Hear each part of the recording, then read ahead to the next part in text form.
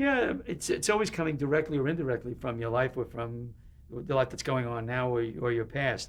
I mean, one of the things that I have 3 kids, and one of the things we discovered that was a worsening and worsening problem in certainly in Los Angeles, in the areas that we were in. But from what I understood, and I started to research a little bit, it's not just in our area or in the city. It's kind of nationwide.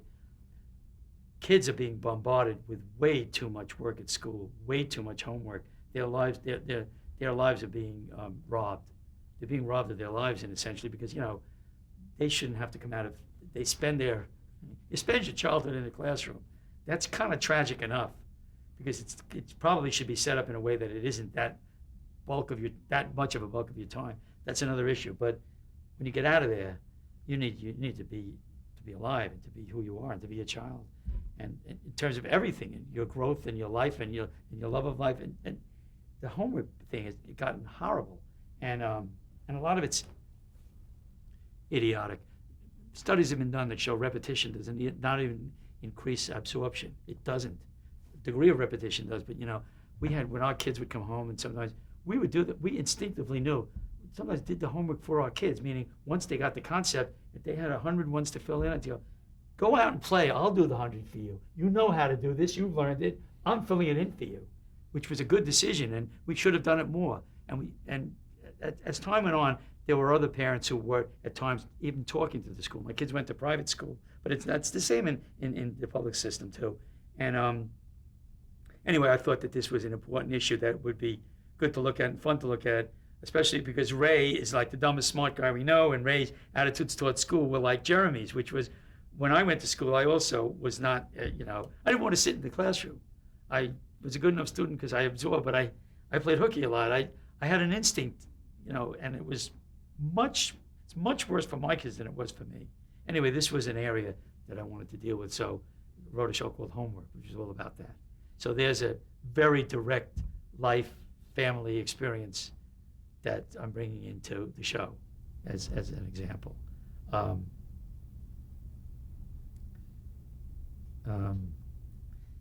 think many of our episodes come right directly out of our life.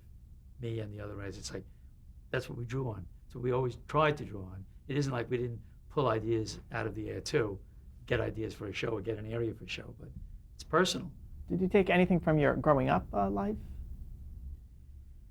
Yeah, sure. I didn't have a brother, but I had a sister. And I was the younger. I had the older sister. And, in our show, Robert is the low self-esteem character, and he's tragically, we're funny about it, but he's tragically the disfavored child, raised the favorite child. And he is even disfavored by his own brother. And I had a lot of emotional issues with my sister and feeling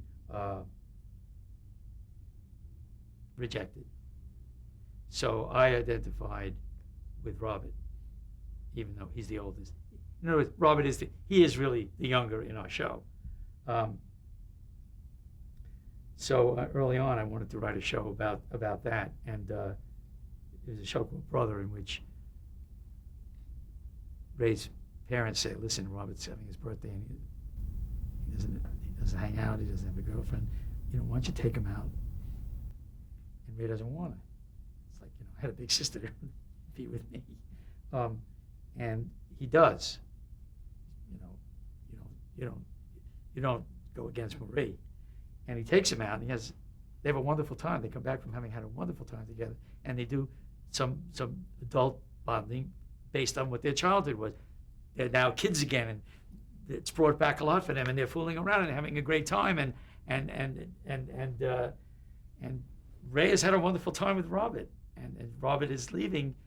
Robert, of course, is thrilled, and he says to Ray, as he's going to the door, he says, "It was great, Ray, thanks so much." And Ray said, "I had a great time with you, Ray." And Ray is able to, and Ray is not one who can express emotion that easily, but he said, I did too, He said, "I'm really glad that Mom and Dad, said," and then he stops. He realizes he shouldn't be saying that.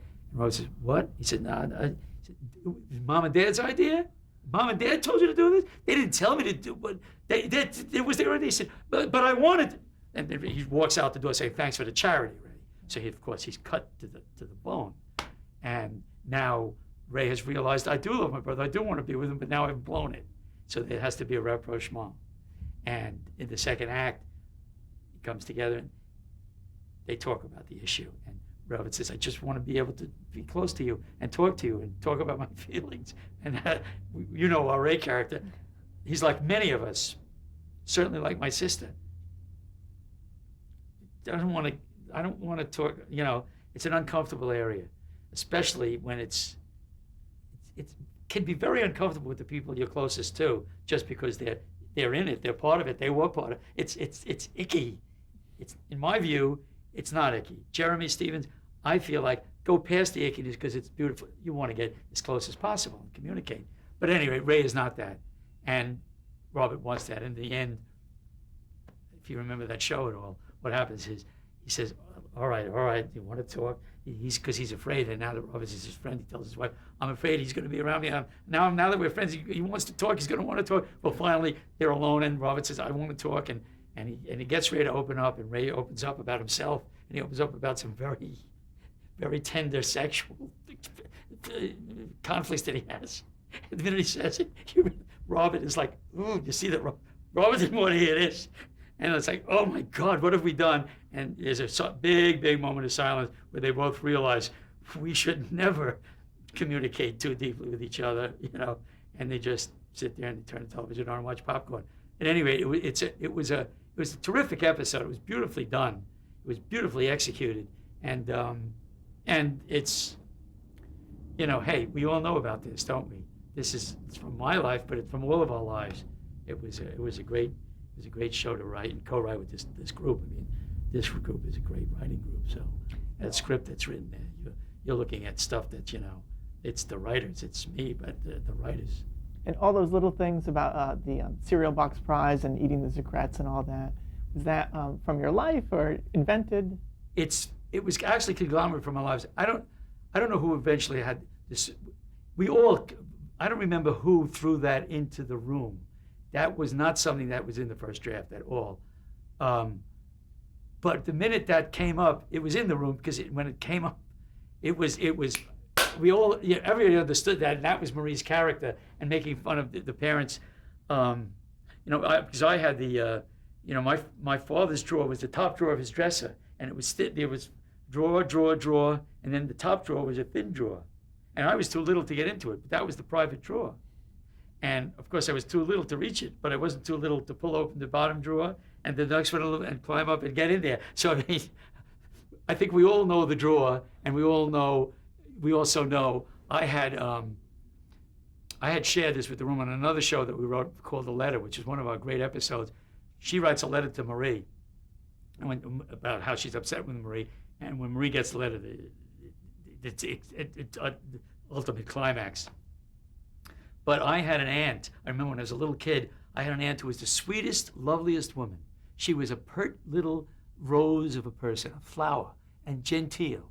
And I remember one day when I was a little kid, she was screaming and yelling and using 4-letter words, and me and my cousins were giggling in the corner, but also we didn't know what to make of this. And the adults, the aunts and uncles, and our parents were telling us, go in the other room, kids. And she was screaming and cursing at another aunt of mine.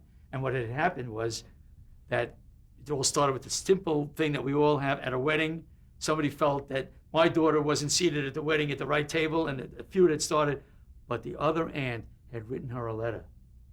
And my aunt Florence, said, and then the other one said to her, but she wanted to make up, she's into good feelings, you should try to, she says, never.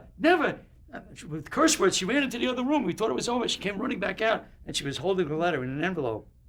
And she said, this letter, she sent me this letter? See what she wrote in this?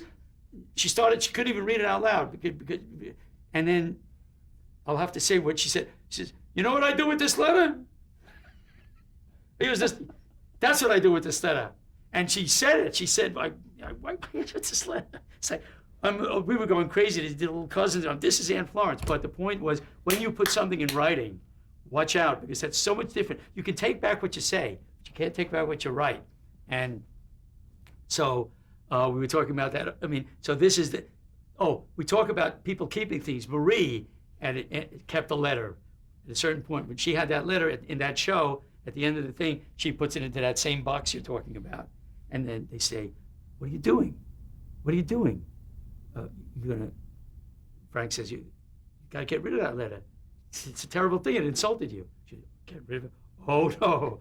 Oh no! She's keeping it. That's evidence. I mean, that's the weapon. That's evidence. That's, this is the professional victim. She's got. It serves a billion purposes for Marie, but it's great. So that's the. We all know about that. I think so. I don't know if that answers your question, but it's personal stuff. It's the stuff of our lives.